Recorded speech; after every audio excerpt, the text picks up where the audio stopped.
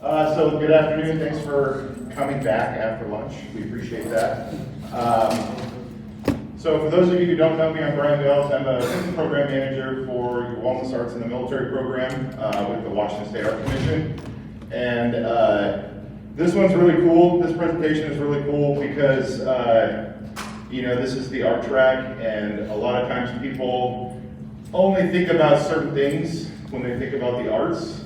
And I think about fly fishing, fly tying. There's so many different components that come with being the arts. So I was really happy to have Rick from Project Healing Waters come and talk about his program and what he does. And if you guys can see the little camera setup he's got right here, he's going to show you guys some fly tying as well. So I'm going to hand it off to him and enjoy. All right, thanks. You guys can probably all hear me, right? We're good.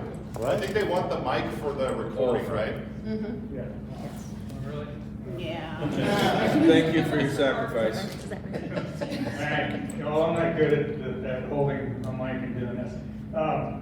Because I'll do that kind of stuff, the comics do. Hey, before you go, Brian, I want to give a shout out to STWS. I'll get into it a little bit later, but we started a new program up around in Whidbey Island by Oak Harbor, and it grew faster than we anticipated. And so when I found out about the grant that STWS was offering, we submitted one so that we could get some fly tying materials and some rod building materials, and they came through and they were very generous and gave us a great grant. So we were able to get that program off and running, which we would have really struggled otherwise. And so I really appreciate all the help that I got from STWS and look forward to being able to do some more stuff in the future with it. So thank you, Brian. Thank you. And I appreciate you guys inviting me up here. So, okay, so I am Rick Davidson, and I'm the Northwest Regional Coordinator for Project Healing Waters. I have 12 programs between Idaho, Oregon, and Washington. So we cover that area. We're a nationwide organization. We have 162 programs in the nation, and I just cover the small northwest portion of it. And we are on the run. So what I'm going to do is the presentation I'm going to give before I go into the fly tying. This is one I normally give to fly clubs and agencies like that. So people that are already anglers. Sometimes I'll give it to, if I can, if I get a group of vets that are interested, then I can give it to them. So some of this I'll blow through because I know that a lot of you are already very familiar with veterans, and you understand the whole VA system and what we all have the same common goal of trying to help all our veterans. So some of it I'll go through kind of quickly because it'll almost be like mansplaining to you about what you guys already know. So I used to run the JBLM program down by Fort Lewis. But now the guy running it is Bob Denoli, and his assistant is Mark Emily. You'll see Mark Emily in the video in a little bit. He took over a few months ago because I was doing both the regional and the local program. It was things have changed and getting a little faster, so I turned it over to Bob. So everything in here is pretty much related to JBLM. When we get past some of this national stuff, I'll talk about. This is what a typical program does in a year and what we offer our vets. So there's a landscape. A lot of you are probably familiar with that. What we have, $200,000 a year pretty much join the veterans community after military. And that's our common goal, is to reduce that number. We would like to see that number zero. All of us would. And that's really, at the end of the day, that is our goal. So what we do in Project Healing Waters is we use fly fishing and all its inherent activities as restorative and rehabilitation, and it's to help veterans or disabled veterans get out and focus on something different. And to be able to increase their dexterity, and doing that creates a community that they've been missing. Because there's three things that, when you join the military, there's three things that you're given. You're given an identity, a purpose, and a community. And then when you leave the military, you lose those three things. All of a sudden, bam, I'm just a veteran now. And you've lost that community that you had, and your purpose here, that's what you're searching for. So in Healing Waters, that's what we want to give back. We want to give back a community to you of other veterans as you get together and tie flies, build rods, whatever. And the purpose is you're going to learn how to fly fish. So you have something to focus on. You're going to learn how to tie flies, something to focus on. So those are the 5 things that we do: fishing outings, fly tying, rod building, fly casting, and education, which kind of got to, I mean, you know, there's a whole industry about fly tying, so you don't have to learn how to tie flies. There's some people that just can't get it. And, in fact, I have a guy, he's a former Marine with a PhD, and for the life of him, he just can't get the idea that you start from one end and work towards the other. He's constantly working backwards on his flies, but he still does it. It's fun to watch him. And then we have some guys that just like to build rods. That's all they like to do. They don't like tying flies. They like to fish, but they would rather just build rods. And so we offer that to a lot of them. And then, of course, we got to teach people how to cast a fly rod so they can go out and be productive on the water. And that's fun to watch too. It's I was teaching some guys from Wounded Warriors one time, and I had 10 people lined up with their fly rods getting ready, and I looked down the line, and there was one guy holding his rod upside down.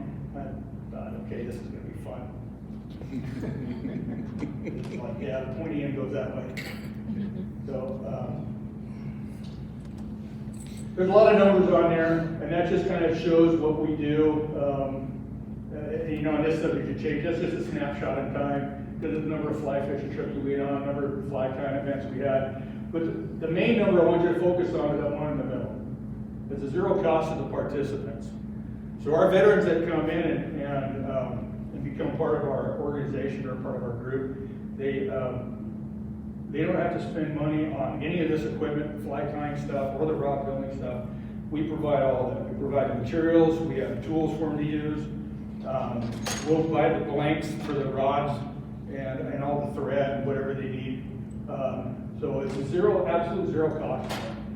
We have rods that we'll loan to them. We have waders that we'll loan and boots so they can go out and fish. And so that's that's really important to us, to keep it absolutely cost-free to the participants. We encourage them, though, if you're going to get into fly fishing and do it for a while, then you kind of need to have your own stuff. And so we encourage them to go out when they can and buy what they can afford. And we kind of guide them and help them so they buy good quality stuff that will last them a lifetime as they go into this sport.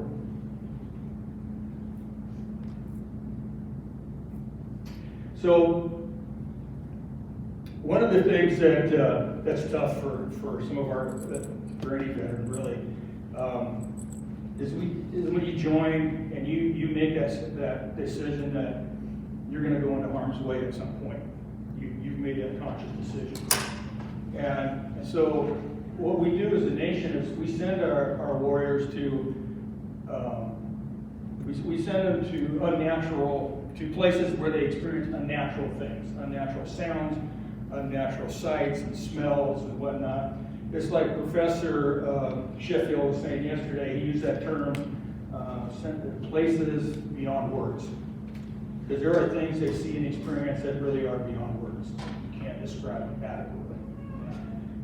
And so our mission is when they come back and they become a part of our organization, is that we can get them back into a natural setting, surrounded by trees and rocks and rivers.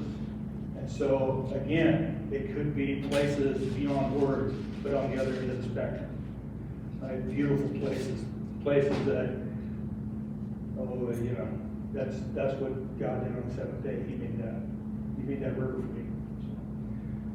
And so that's what's really important to us. And the other thing is what sets us apart from a lot of other organizations is you may find, if you've heard of Salmon for Soldiers, they'll take veterans out and fish for a day. or there may be a place that'll take them rock climbing for a day, or they'll take them kayaking for a day.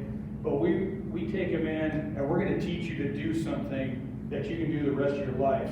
And you're going to stay with us and learn as long as you want. Because healing is a lifelong journey. Healing is not a day. Healing is like for the rest of your life. And so that's the way we look at fly fishing is, this is something that you can do for the rest of your life while you heal. And you can stay with us and learn as much as you can, because you will never learn everything about fly fishing. I've been doing it for over 45 years, and I still learn things, always, because there's new techniques, there's just different materials that I'll learn about to tie with, or I'll get out on a river and I'll discover something that works that never worked before, but now it does, because I don't think like a fish yet. Sometimes I think I smell like one because nobody wants to sit up there. But yeah, you just constantly learn. And in fact, for the last 6-7 years, I've started fishing with two-handed rod, which is I don't know if you've ever heard of spey casting or spey rods, but it's developed over in Europe on the River Spey in Scotland. And they're longer rods, like 14, 15 feet, so that you can cast farther, fight bigger fish. And it's less movements, it's more of a dance kind of thing. It's really nice and smooth when you cast, versus a single-hand rod that most of you are probably familiar with. So I've been learning that. And so with that's a whole new realm of things to learn, the different lines, the different types of flies, the different movements. So you just never run out of things to learn in this sport. And that helps a lot of guys. All right, so JBLM. This is a snapshot of what they do in a month. They have fly tying sessions face-to-face 3 times a month, and then the fourth one is virtual, because we have people that can't make it to right. They don't get off of work time, or they don't want to drive that far, so they can get online, and we'll either show a movie on techniques, or we'll have somebody doing a live demonstration on something. So that way we get more people involved, and they can stay involved with the organization. And then a couple times a year we'll do rod building, depending on how many people are interested in doing it. And then we go out on outings. We try to, when the season allows, we try to go like once a month. And so here in Washington State, you can fish for something every month of the year, as long as the weather cooperates and the rivers aren't blowing out, and then there's the regulations you have to worry about what's open, what's not. But we can do trout fishing in the summertime, and then move on to steelhead and salmon during the winter. So we have outings to do those different things, and we teach people how to fish for those different species of fish. The one thing that we lack is we don't chase bass very much. Some of the warm water species, we don't spend a lot of time doing that, and we probably need to. But I've fished for trout all my life, so bass. Nah. But for your enjoyment, we're going to watch a little movie.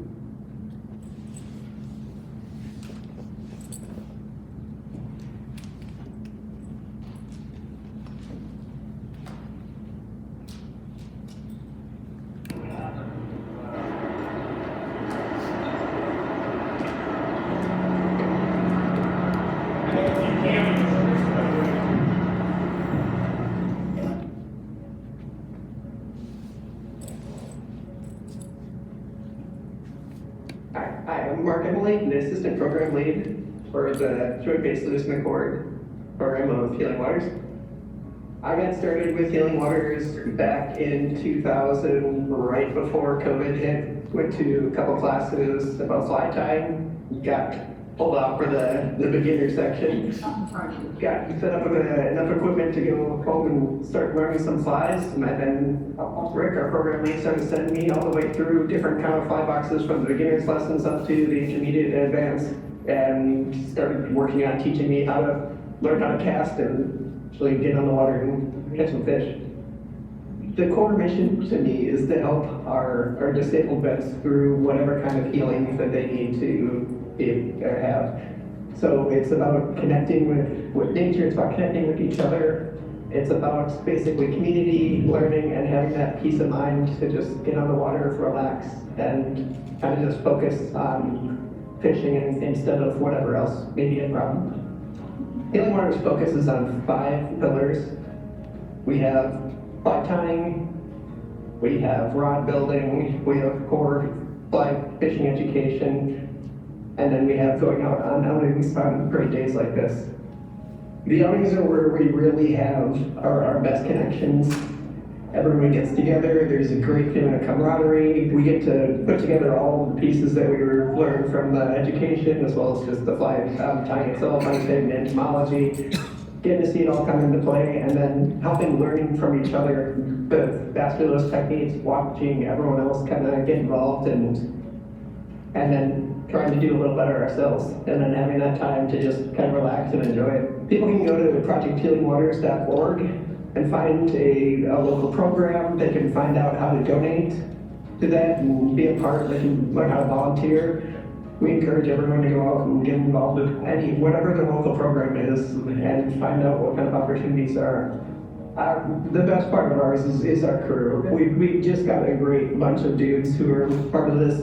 They've got so much experience. They'll tell you everything that you need to know about fly fishing. They'll learn from you as well as you go through it. It's great to get together, socialize, talk through whatever's going on in our lives, and then talk about the thing we care about, which is fly fishing. Project Healing Waters it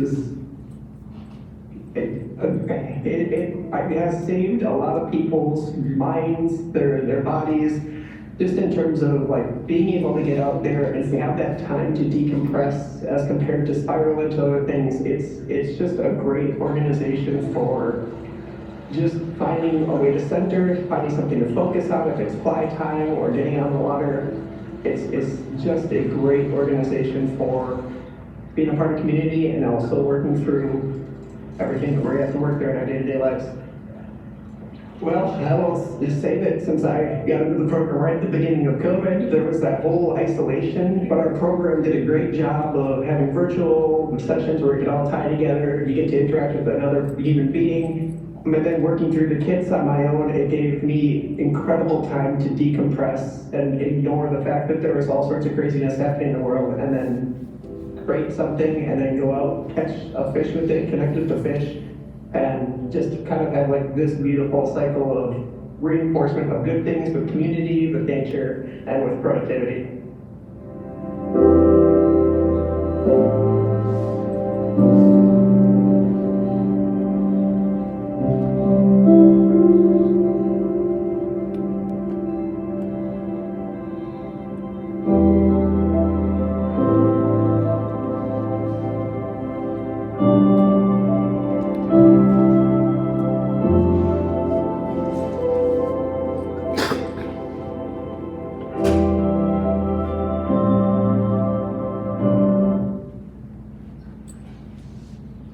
It was a good day, a lot of fun.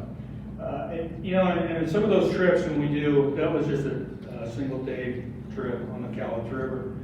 But some of the trips we do are overnighters.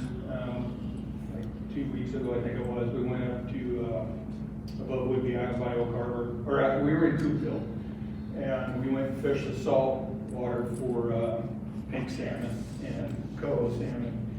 And what's really cool about those kind of trips is at the end of the day, we barbecued and had some burgers and stuff.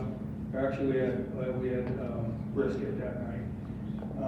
But after that, you see the vets are all sitting around, and we had guys there from Boise program, the KBLM program, and the New North Sound program. And these guys don't really know each other; they never met. But when you get them all together, sitting around, it is amazing how veterans will just start talking to one another.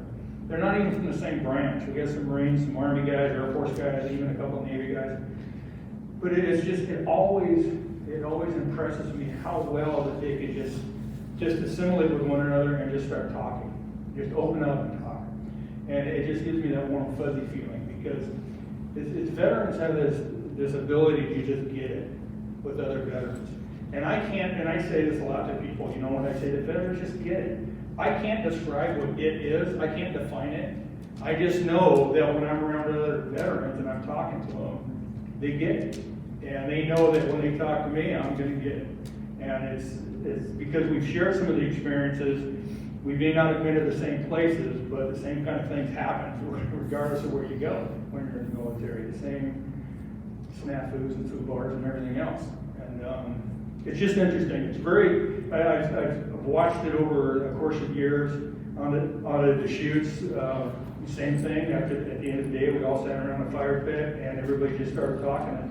And there was one guy that was really, really struggling because of what happened when he was in the desert. And it was a pretty emotional evening that we all talked and just kind of worked through things. And it's really good. So in a year's time, that's what a typical program will do. But each program runs a little differently, and that depends on what waters they're around and what kind of a budget they're working with and whatnot. So, but this is what JBLM did last year. Some of the highlights here, they came out to Rocky Ford, and we've done Yakima a few times. We actually went on out for tuna on a fly last September. And then we had the National Park Trust put together a grant and it was 5 different national parks in the United States, and one of them happened to be the Olympic National Park. So we were able to send a bunch of people to that. So we had people from across the region that went out for a couple of days, camped at Claylock on the Olympic Peninsula, and then we went and fished the Hoe and the Bogashio. This year, here in a couple of weeks, they are doing the same thing, but they're going out to Yellowstone. So we have I have a program in Idaho Falls and Boise that they're going to go out and join those folks and fish the Yellowstone. So that's kind of a neat deal. And again, this is all zero cost to the participant, right? So they get to go out there and camp for free and fish for free. In fact, when we were out there, they gave all of us a lifetime pass for all national parks, which was, I mean, that in itself was worth it. And so going to Yellowstone, we cover their cost of travel and everything else so they could go and fish Yellowstone. And along those kind of lines, we have 2 lodges in the States. One's in Michigan, one's in Montana, and where they go fish for 4 days at these lodges, and they're really, really nice, and it's all catered, everything is taken care of. And all you have to do is show up at the airport with a bag of clothes, and we'll fly you out to the place, and you get fish, and then come home. And then everything's taken care of. And it's really, really cool to see some of these people that show up there, because as I talked about, when they're sitting around that fire pit or whatever, the same thing happened every day there around the dinner table and the breakfast table. They all just talk and word things out, and the one in Michigan is especially nice in my opinion, because the food is catered as in somebody brings it, and then the people there are responsible to cook it. So we have to do our own dishes, and we have to cook our own food that they bring to us. And that creates this really nice community that all the vets get together and prepare their meals and then clean up after themselves. And it's a really cool dynamic for all the veterans that go there. And then we have the 4 days, they have guides every day. So you can go on a guided trip every day on some of these famous rivers and stuff. I've gone out to the Michigan one twice now in the early spring and fished for steelhead on the Pure Marquette. And caught some nice fish out there, so that's kind of a neat deal. I'd never get to do that otherwise, but I was able to do it because of this lodge. The other thing we do, the 2-fly, we're going to talk about that in a little bit, but that's done right here on the Yakima River. There's a guy in Ellensburg that he's a vet, he was a flight medic, and he runs a guide service, so I hire him every year to take some people out on the Yakima. And then our rod building classes. So that's what we do. Oh, wrong way.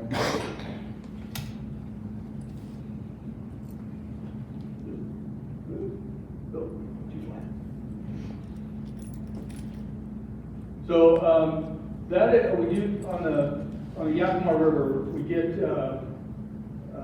people from across the region, and it's very loosely defined as a competition. And what each person does is they get two flies, two flies and two patterns.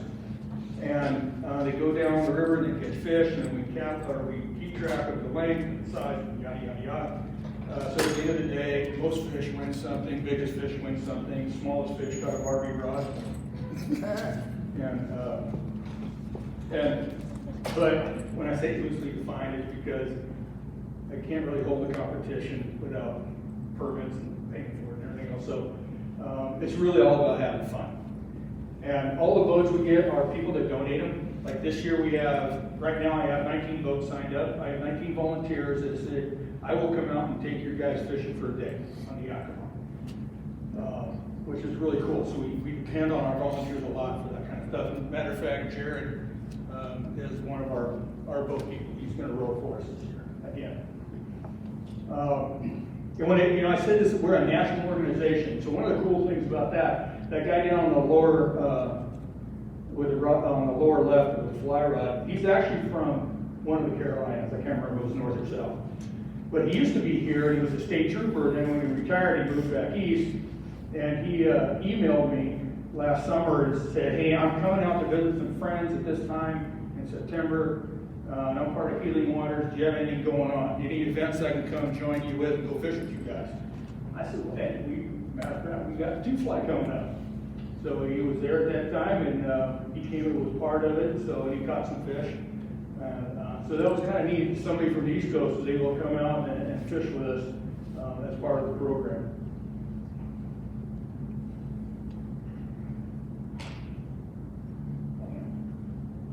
All right. So for our volunteers, here's how we ask them to help. They can, like Jared's going to do. He's going to bring a boat. He's going to row for us. Take a couple bets down the Yakima. We can ask guys that come out, can you teach something? Can you teach how to tie a fly? A particular fly that you think is really productive that you like? Can you teach some fly casting lessons? Or maybe just give a lecture. We've had a guy from Canada that we brought online.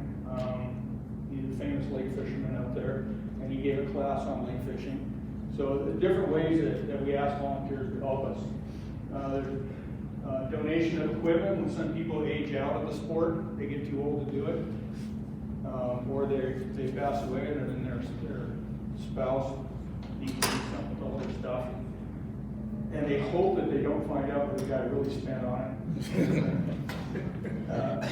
But in fact, last night I picked up a donation from somebody just down the street.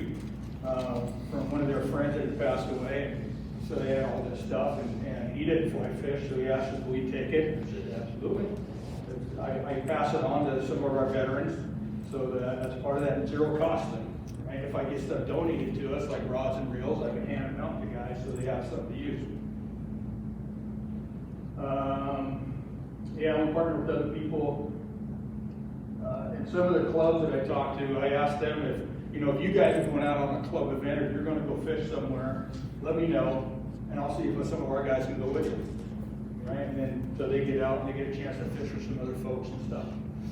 And then of course we're a 501c3 nonprofit organization, so we always look for monetary donations because it's the only way we can survive. That's why it's zero cost, because we depend on the generosity of the community of the United States to help us out with grants from corporations and just individual donations from people in the town and the small businesses and stuff. All right, so if somebody wants to become a participant, it used to be that you had to have a VA rating. So you had to be a disabled veteran with a VA rating, but they've changed that this year. So as long as you are a veteran, you're eligible to become a participant and learn how to fly fish and go on our outings and stuff. We have, those are just the ones here in Washington and the Northwest. But here's the ones we have in the 3 states. And what I'm working on now I am trying to get something started here in this area, in the Yakima, Ellensburg area, because I know there are a lot of veterans up here. There's some great water around here that I think guys would love to learn how to fish. Between the veterans that are here and Ellensburg, I know there's veterans going to school over there at Central Washington because they couldn't spell UW or something. That's what it is. And then there's those guys on the east side going to that red school. That's school. Yeah, That's red school. Yeah, that red school. Purple. Embrace purple. So, yeah, I have the brochure I have. If you open it up, that's the information in there so you can see where our different programs are and how to get in touch with them. So, that's us. I appreciate you guys giving me the time to talk about this. Any questions about this yet? Yeah, real quick, Oak Harbor. Don't make it quick. Take your time. Oh, all right, well. Can you use the mic? Oak Harbor. You do Pass Lake over there, and do you have lakes selected further Hold on one north? second. I mean, We don't want to put you on the mic. Oh, Just talking to the mic. yeah, hello, Martin Simons, local veterans member at Work Source over there in the greater Northwest. I was curious if you had selected some areas for fly fishing up in Whatcom County, perhaps Linden or out in Bellingham. Ooh, the Skagit. Skagit, sure, and Island, of course. And then Jeff Sturm, he said, is the contact for Morristown, but if you have more local in that particular area for contacts. For contacts? Yeah. And program services. Okay, so yeah, the guy that does Whidbey Island, he actually takes Oak Harbor, and then he's has satellites, you could say, in Bellingham, Burlington, that he's going to call Skagit Valley, and then Everett. So he takes in the Naval Base in Everett. So he takes that whole area, and the rivers they fish, you know, are all the S rivers up there: Skagit, Skykomish, Sauk, whatever ones they are. And then their home water lake is Pass Lake, which is a fly fishing only lake there in Anacortes area. So he takes all of that. And I'll just share with you that my plan in the next couple of years, I believe Everett's going to get big enough. I think there's enough vets down in that area. I think they'll get big enough to become their own autonomous program. And then they will take all the vets, say, in North Seattle, in the northern part of Seattle. And they'll absorb them. Because we have a program in Seattle, but they meet in Renton on the south side. So if somebody's living in the north, then trying to navigate through Seattle at any time is a pain in them, you know, it's a PIA. So that's my plan in a couple of years. That's what I want to see happen. So you have to hold this. It's the magic. It's a stick. That's a talking stick. It's the magic mic. It is the magic.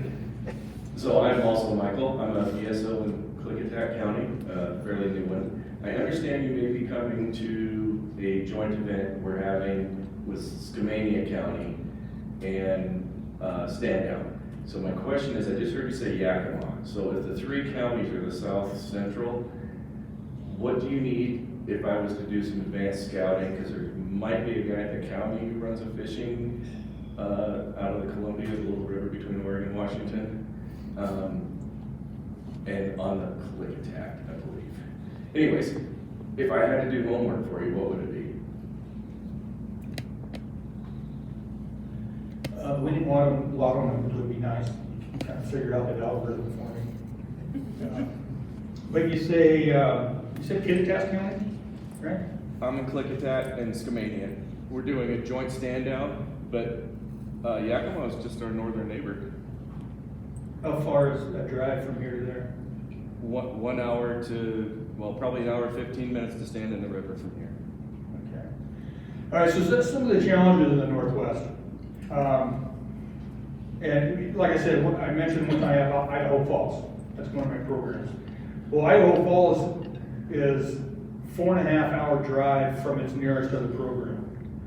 And yesterday I was talking with my boss, and she said that Salt Lake City, who belongs to Rocky Mountain South, I think, Rocky Mountain South region, they want to join my region because they're actually closer to Idaho Falls than they are to their nearest one, right? So that's kind of the problem with the whole western sector is the distance between programs, right? So, and I say that, so because if I try to put a program down, is that Carson where that stand down's at? Correct. Yeah. We're right between Walla Walla and Vancouver, almost dead center right there. Yeah, so I've asked Portland to actually show up at your stand down. Thank you. So what would be the problem with having a program there for the Yakima people is it is the drive, right? And so that's why I'm trying to centralize something here so I can capture Kittitas County part of it anyway. I don't know, Wenatchee still, but that's 2-hour drive, right? Walla Walla's 2 hours from here, and there's a program there. So that's always our challenge is how far apart the different programs are for people to have to drive to. And so it's, yeah. I mean, so Carson is only, I think 45 minutes or an hour from Portland, something like that? The hour side of it probably. Okay. So then they could, people, as long as they weren't too far east of that, they could realistically go join the Vancouver and Portland program. And if there was enough interest, then the guy that's running Portland could probably set something up a little farther east. He could have meetings over there, because now he does 3 different places. He does something in Vancouver, something in Portland, or maybe it's 2 in Vancouver. And I know he does the National Guard place by the airport, Okay. Portland. I know he does that. And then he does the Vancouver VA. I know he does flight time there. And then there's a third place, but I'm not sure. Oh, I think it's over by that hospital up on the hill. Bill Hill. Yeah, in Portland. I think that's where he does it. So I know he does 3 different things, but again, it's like Jeff does when we were talking about Oak Harbor. He's got 4 different places he does things, right? Because it's all dependent upon where our veterans are. And but that is the challenge of being able to put programs in places that we think there's enough interested vets, and to make it worth it. Because we still, we're a nonprofit, so we have to show that we're being efficient at what we're doing. And if it was up to me, I'd have one in every city. But, anything else? Any questions? You're last. Oh. Here's the stick. Julie, hi. So I've done things before where I show up and they say this is very open, welcoming, and accessible, and then I get in and everything's set up for right-handers, which is great until your entire right side has been destroyed by the military. So how accessible is this if you're, say, left-sided dominant? Like, I don't know anything about this. Like, if somebody comes in and they can't really use their right arm that well, how accessible is this?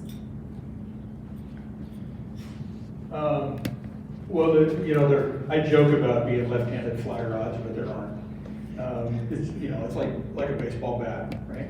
You can cast with either arm. Fly tying, it usually does take 2 hands, but there is a device, and it's called the Evergreen hand.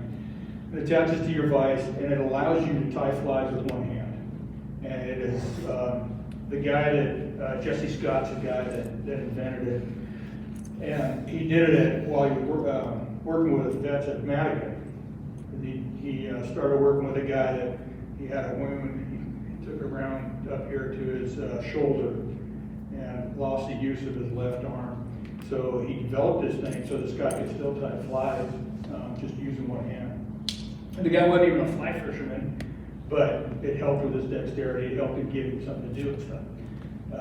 So there are ways, and he also developed a device that you can strap to your chest and put your rod in. Like say you're fishing, you hook a fish, you put your rod here, and then you could bring in the fish with 1 hand, right? And then there's ways to cast with just 1 hand. So there are ways to do that. And we have pictures of guys that have double amputees that have prosthetics that are standing in a river and fishing. And so yeah, we do everything we can to figure out ways to help everyone. And something that just, it crossed my mind when you were asking that question, because I kind of thought you were gonna go a different direction. We are working on, we're trying to attract more women into the sport. Because it's kind of a, not necessarily male dominated, but it's kind of mostly men that fly fish. And there's reasons for that, especially with female veterans. We just have this habit of mansplaining things, everything. We'll mansplain out of a child. I mean, that's how we are.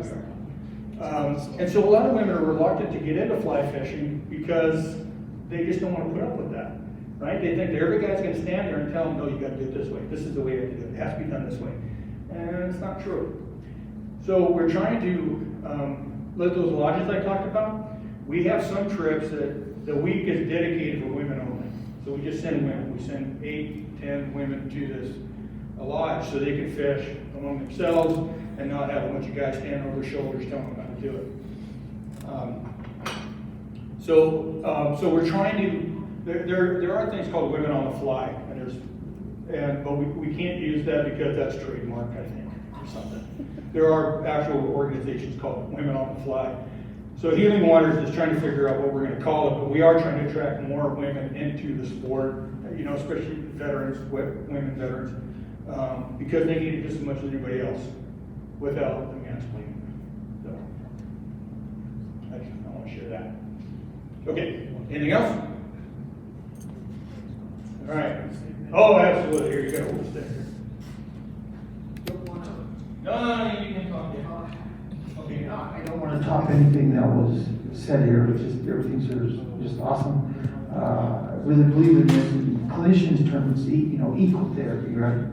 But just wanted to let everyone know that in 2000 there was a movie that came out on Netflix, and it's called Mending the Line, and it's a great movie to watch, and it really would highlight some of them, if not a lot of what you said here and presented here. So just really believe in what you're doing and want to encourage you to keep doing it. Yes, Mending the Line. You guys know who Brian Cox is? He's the actor in it. And it is really good. It is really, really good. And Brian Cox plays a great crotchety old man. But yeah, it's a great movie. You get a chance to see it. You catch pike on fly. Yes, yes. There are people, in fact, Mayfield Reservoir, Rife Lake, they're on the Cowlitz. There are tiger muskies that people go fish for. There's the lake taps.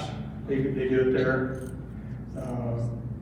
I personally, again, it's not a salmon or steelhead, so I'm not interested. There's an incentive program for like 12 months of fish. What's that? There's an incentive program for pike, like 12 months of fish. There's a guy made over $100,000 last year. Oh, you're talking pike minnow. You're talking like, yeah, I know what you're talking about. I don't know anybody that does that with a fly rod. What he's talking about is in the Columbia, there's some pike minnows, they call them, and they're voracious salmon smolt eaters. So they're decimating our salmon runs because they eat so many of those smolts as they're stuck behind those dams. So there's actually a bounty on it. Some guys fish those all year long, and one guy he made like $100,000 doing it one year. I don't know anybody that does it with a fly rod because most of us we're into it for the sport. In fact, I don't personally eat trout. I just catch and release everything, and I get mad when people eat my toys. So, but there are a lot of fly fishermen. Like we went out for tuna, and carp are becoming a big thing. People fly fishing for carp, and I know people have done it for sharks and whatnot. So it's kind of the thing now with a lot of fly fishermen. They're trying to see what species can I catch with a fly rod. That's kind of their challenge, and that's good for them. Me, I'm happy with salmon weight type things because some of that stuff is hot. Like there's a lot of guys that love tarpon fishing down in the Everglades and on wherever it is, Florida, Bahamas and stuff. They love tarpon and what are those other stupid things down there? Yeah, stripers and stuff. But to me, I am not a hot weather guy, I'm a cold weather person. I will fish anywhere north of the 45th parallel because I always put on more clothes to stay warm. If I get down there in the Bahamas and it's hot and I've taken off everything I have and I'm still hot, there's nothing I can do. And I don't like that. I'd rather be somewhere where I can always put on more clothes, because once you get so naked and you're still hot, there's nothing you can do. So that's not me. Plus they got bugs, all the bugs, and you're sweating, and there's stuff down there that will kill you, right? So, yeah, I'm a cold weather guy. Hey, any other questions? All right, we're gonna tie a fly. Is it gonna be something I can use for pinks this weekend or something? What's that? Is it gonna be something I can use for pinks or something this weekend? Damn. You want it? Likewise. How the other ones? There you go. If you had a permit, you could auction that off, trade some money. I should run a tip jar. Yeah. Exactly. You know, I probably got another one of those somewhere in the car. But the price went up for that one. Yeah. First one's a you can sell it. Okay, I don't, okay, so I'm gonna tie a fly. Oh, okay, I gotta switch this stuff over.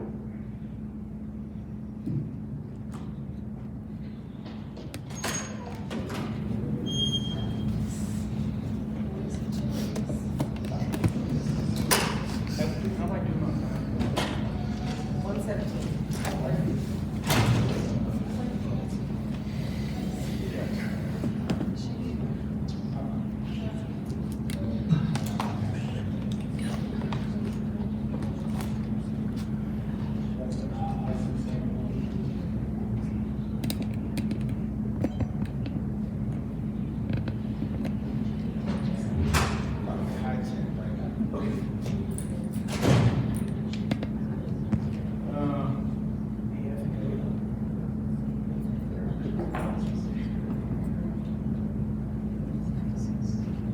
Yes, you quoted all. Hey, look at that. Can you guys hear me? Is that coming through the mic? Yes. Good enough, yes. Awesome. All right, so this is what I'm going to tie. This is a woolly bugger, and woolly buggers are pretty ubiquitous across the United States. It's really simple to tie, relatively speaking. A lot of people use it as a first fly to teach somebody, which I don't think is that smart personally, because there are a few steps to it. For somebody that's never done this before, there are easier flies to start with that you can work your way up to learn new different techniques and tie other flies. But it's good. I think it's good for demonstration because it does cover a lot of the techniques that you have to use. So let me show you some other stuff though, because you see this is tied on a single hook, right? And it's got a bead head on it. There are other things. If I wanted to tie something like this, that's even, you can see how long that hook is. And the problem when you have the longer your hook gets, the more leverage there is a fish can use against you, right? To pull that free or break you off. So then because of that, they went to something like this, to where this is just a shank, and then the hook is tied on with either wire or this is actually braided line, so that there's no leverage, right? The fish can't do much leverage-wise to try to break you off. So then you just tie all the materials on there, so it ends up looking, well, something like this.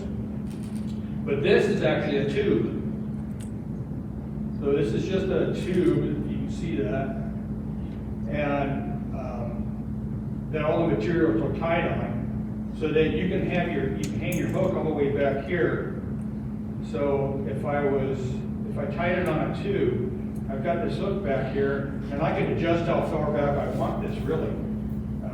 So then, and the advantage of this, as compared to this, if a fish took this and caught it in their tongue way back in their mouth, it would be hard for me to get this hook out And I may not be able to cut this, especially if it was wire instead of braided line.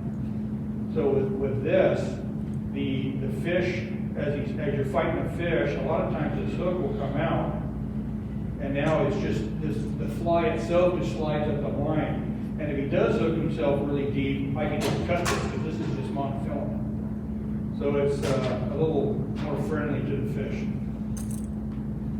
Okay, so that's your lesson on technique, or on different types. So here's the hook we're going to use for this fly. Something about hooks is when you read a fly recipe, and it'll tell you to use this certain hook and these certain materials on it. A lot of times they use the hook actually as a measuring device too. It'll tell you to like wrap your thread back to the bend of the hook, which is right here. And the bend of the hook is normally right above where the barb was before I pinched it down. The tail will be, they'll say the tail is the length or 1.5 times the length of the shaft, which is from here to here. If you have like this hook actually is a 3x long, which means that a standard hook, this eye right here is, this hook is 3 eye lengths longer than a standard hook. So a standard hook would probably be about in there. So they use the eye width to measure a 1x, 2x, 3x long hook. And then we use this bead, this is a tungsten bead. We use this just to add weight to get it down. Another thing that you can use is lead, well, it's actually non-lead wire, but it's heavy wire that you wrap around the shank to add weight to the fly to get it to sink. Because the fly that we're tying it imitates a minnow, a small bait fish, or a leech. So you want it to sink down. And by putting a bead on the front, leeches swim like this.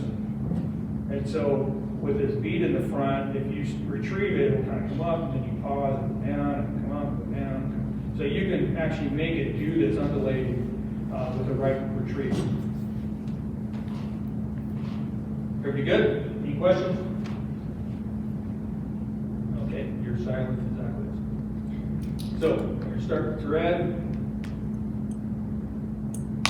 And because we're fly fishermen and we're a little snooty, everything has its own name. We can't just call this a thread holder.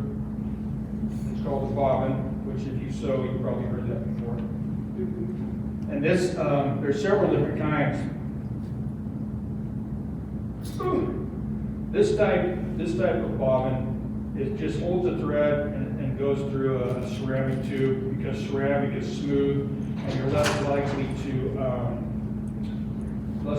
have a little nick or something in there to break the thread.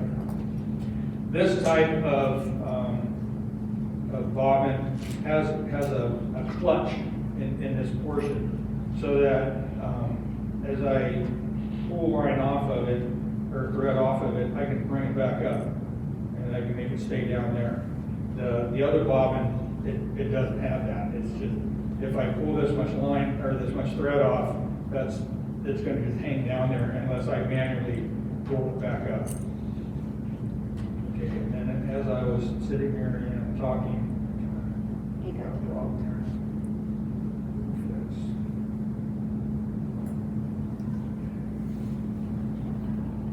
Okay, so I'm going to wrap this thread back because I need to have a thread base on the shank, because the shank is just metal and it's slippery, so it's harder to keep things on where you want them unless you have some type of a base on there for things to stick to. So the first thing I'm going to do is put in some marabou, which is that fancy stuff that showgirls wear in Vegas. And I want it to be a little over the length of the hook. So I take and measure it, and then I can transfer that measurement back here, tie it in. And I use a pinch wrap where I pinch the thread between my thumb and my finger, and I put it straight down, and I do it again, and I've got it now now that feather is secure there. So I can take this excess stuff up here and I can cut it off. Cut it shorter. And what I want to do is now wrap down the rest of this because I want to maintain an even body. I want it to be kind of the same thickness all the way through. And it doesn't matter that it looks like a wet dog right now because I'm going to cover it. So now that I got my tail in, I'm going to take some red wire, and this is going to be a rib, and it's actually going to hold down a feather that I'm going to wrap back on here.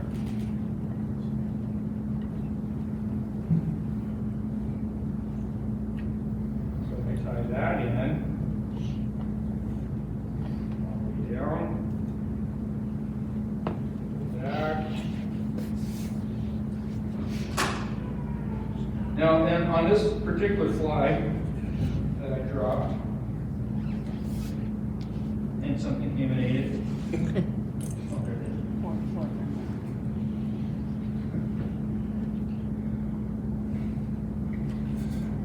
On this particular fly, you'll see that feather that's along the body, right on my thumb, it's wrapped on there, it's spiraled down the body. Now there's two different ways when people tie this. The original way was they tied the feather in back here, in the back of it, and they wound it forward and tied it down. I do it differently to where I tie it in up here and wind it back so that I have more control over the shape of the feathers. Because you'll see that the feather I'm going to use is kind of pyramid shaped or something, you know what I mean? It's thicker down or wider down the bottom than it is at the top. So I can, by tying it in up here, I can control how long those fibers are, and then they get narrower as they get down the body. If I tied it in the back, I would have to guess what it's going to look like once it gets up here. But by tying it up here, I can control it better. So the next thing we're going to tie in is the body material, which is chenille. And chenille is fuzzy string. It's like little fibers that are wrapped in between two threads.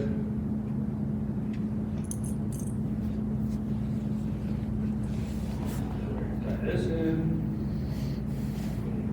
And then we're going to take and wind it forward.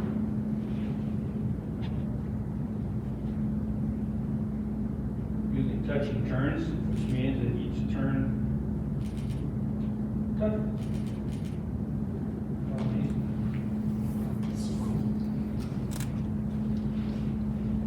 And then I have a nice smooth body.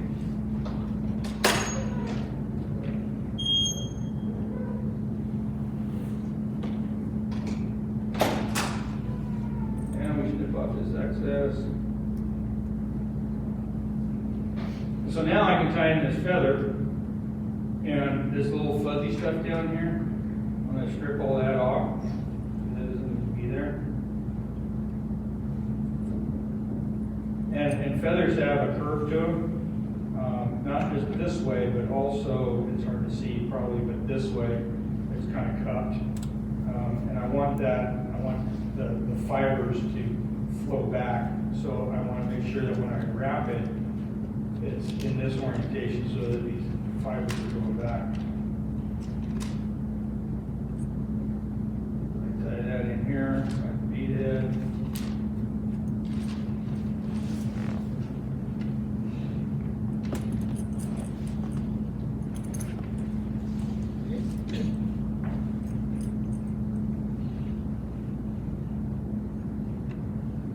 Make a couple wraps right up here in the front, because if I do not, it will look like a corkscrew, and then that fly will actually corkscrew as it goes through the water. So by making 2 or 3 wraps here at the very front, it creates more of a flat surface from those fibers to keep that fly from spinning.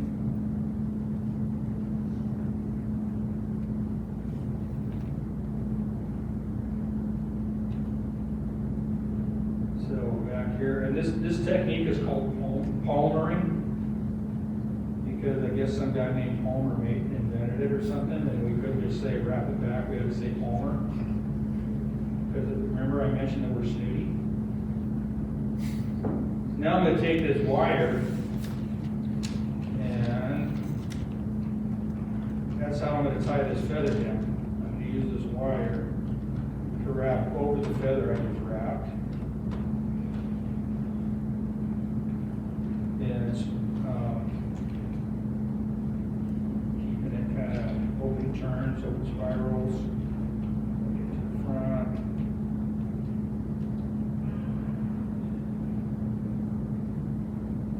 Tie that wire down here. So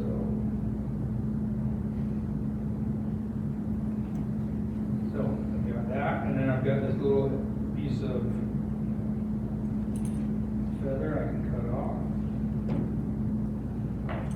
And then since I've got this excess wire, I can helicopter it off by just spinning it. Unless you're in the UK, then it's called worrying it off. Then we're going to do what's called a whip finish. And a whip finish is like a series of half hitches. Because if I just did a half hitch, that would be right there. That's a half hitch, right? Because I just made one little like overhand knot in there. But because we're fly fishermen, we have a tool. And this tool does a series of half hitches that fast to create that knot. And it is amazing how long it takes someone to learn how to do that. I tied flies for over 30 years before I ever bought one of these things. And I used to just do it by hand. But then when I figured, I've got to teach people how to do this, so I went out and actually learned how to use one of these things. So there it is. That is a woolly bugger. And that will catch fish. I guarantee it. What are your questions? The half hitch is there, you made it look real easy. You did. It is after you do it for so many years. But do you like the tool versus the old way? It depends. If I'm tying a big fly, like a salmon fly or steelhead fly, a lot of times I'll do it with my hands. Yeah. Right? If I'm tying a really small, delicate fly, then I will definitely use that tool. So when I teach people how to tie flies, the first thing I do is I get a long hook, put it in the vise, and the first thing I teach them is how to start thread, because there's a right way to do it. And we just do that 4 or 5 times until they understand it. And then I have them do the whip finish tool. I teach them how to do that. And I'll make them do 9, 10 whip finishes before we even start tying a fly. Because once you tie your fly and you get to that end, you got to know how to do that. And that's not a good time to be teaching, right? Because you got that fly over there.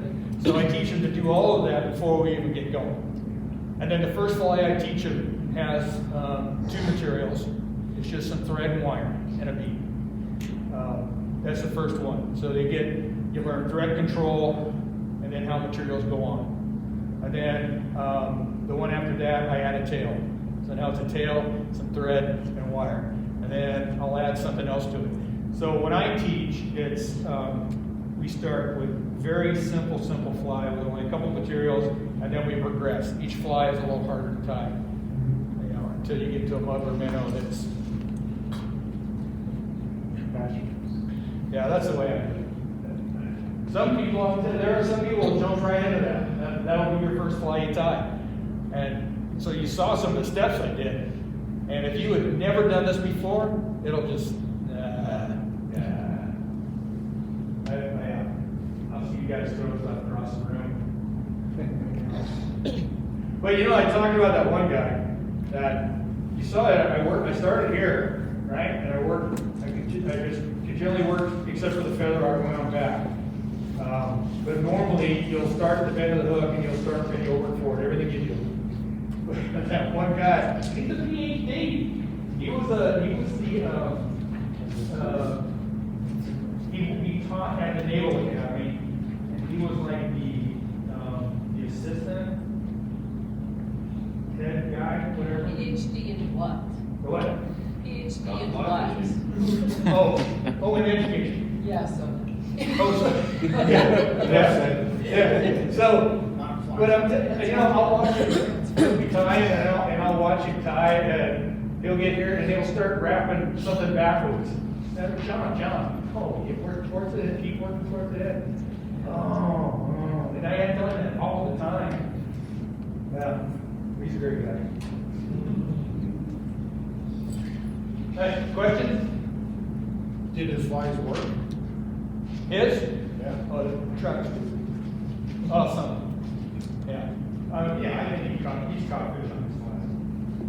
Especially if you go to a lake that they just stop. Because it's stupid under. There are people that, that kill trout and cut them open and stuff, and they find like pieces of a cone, or something. Because they'll put just about anything in their mouth.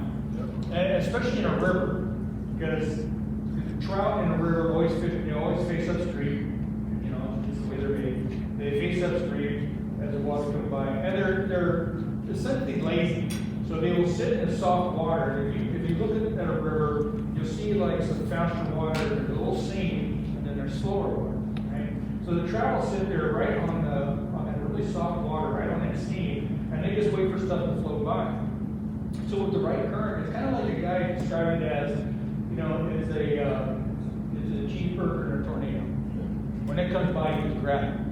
And that's what trout do. They just sit there, they see it coming, and they go out and grab it, not knowing what it is. And then they figure out, oh, well, that wasn't that hole. And, or something, but by that time, it's set the hook on it. Right? So even if it's a stupid ugly fly, a lot of times they'll grab it anyway because they don't know what it is. They'll like that, I guarantee it. So you do set the hook on all fly fishing, like, you said trout mainly, salmonoid, so all fish, you always set the hook? Well, some of them are a little more aggressive. Yeah, some are more aggressive. Say when I'm fishing steelhead. Use the mic, please. Pardon? Do you mind using the mic? I appreciate it. Thank you. I spent 20 years being able to use my diaphragm. Thank you. Appreciate it. I was going to give a safety brief. I'll answer your question in a second, but I forgot to give my safety brief. Because I did 20 years active duty in the Army, and then immediately after retirement, I did 20 years as a defense contractor for the Army in a training center on JBLM. And then I've been doing this since 2018, 19. But I have like 43 years of cumulative military environment. So I speak a very distinct military dialect with kind of an Army accent, which means there are these little short words that sometimes fall out of my mouth that I don't realize, and all of a sudden, I know there's an F-bomb laying there.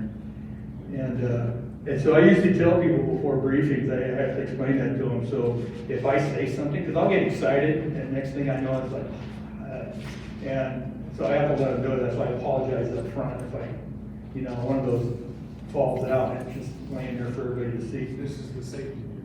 This is a safety brief, yeah. That's what I do for a safety brief. Because I don't want to, it's their delicate sensibilities and I'll damage them or something, so. Because I try, but sometimes I just get to going and next thing I know, I just, I'm getting better though. So anyway, salmon or steelhead, because I told you that I fish with a 200 rod now, right? So that's it's like swinging a fly. So you cast like either straight out or downstream just a little bit, and you just let the fly sink, and it just swings across the current. Because steelhead and salmon, or just any trout, they're usually just hanging there in the current. And so they see this thing coming, and then they'll reach out and grab it. And with a steelhead, when they do that, you can almost feel it. You'll feel a little tug, tug, tug, zoom. And what they've done is, what I visualize in my mind is, they've seen this fly coming across, and they'll pick it up in their mouth, And you can feel that, you can feel them pick it up because it kind of stops swinging a little bit. And then you start feeling a little weight on it because they picked it up and they sank back down and then they realized, shit, this ain't food. This ain't right. And then you'll feel them try to spit it or they'll shake their head. And then you'll feel a little weight and you'll feel a tug as they're shaking their head. And then they get scared and they run. And then it'll go zzz, zzz, zzz. And when they do that, then I usually tighten up a little bit, and that's setting the hook. When a trout does it, depends on what technique I'm using. For instance, if I'm Euro nymphing, which is just a little short, tight line, and it's going through this little slot, I can I'll either watch when you're Euro nymph, you have the cider line, right? There's a line that's like different colors, so you can see it move. Because Euro nymphing, a trout can pick it up and spit it out before you'll know it. You'll never even know they picked it up. That's how effective Euro nymphing is. It's amazing. So you can watch this line as it's drifting down, and if it stops, the fish has probably got it. And so then you just kind of lift up a little bit. You don't do the whole Winkleman. You just kind of you're just like this, and you just kind of give it a little nudge. And if you don't feel weight, then there's no fish. And I've actually seen my line just twitch upstream a little bit. So I knew there was a fish. And you just give it a little twitch, and you'll set the hook to them because you're already tight. Right? Your line is always tight. If if you're dry fly fishing, it comes up here and the whole water explodes and everything. And then if I'm just drifting nymphs, because fish, 95% of what fish eat is underwater. So I fish a lot of subaquatic stuff like wet flies or nymphs. And so a lot of times you can kind of feel them, they'll hook themselves. If they're really stupid hungry fish, they'll hook themselves because they're just going to try to swallow this thing and poop it out before you even know it's there. And they'll turn and run and stuff, they're there. But some of them is really subtle and you just get kind of a knack for it. And it's the hardest thing in the world to explain to somebody when to set a hook. It's like I said, 45 years and I just know. But I've tried to explain that to people. I've tried to teach how to like steelhead fish and stuff, and I try to tell them what a bite feels like, and it's like impossible. It's like trying to tell people. It's like when I said about defining it. They get it, but I can't define it, and it's the same one.